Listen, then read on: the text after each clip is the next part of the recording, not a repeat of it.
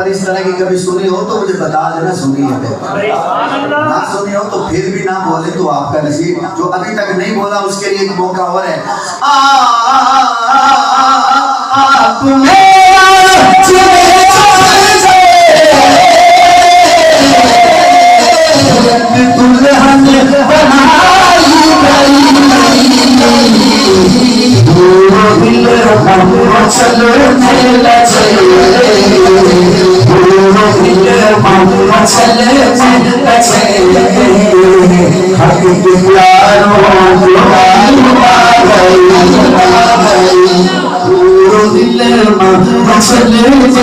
चले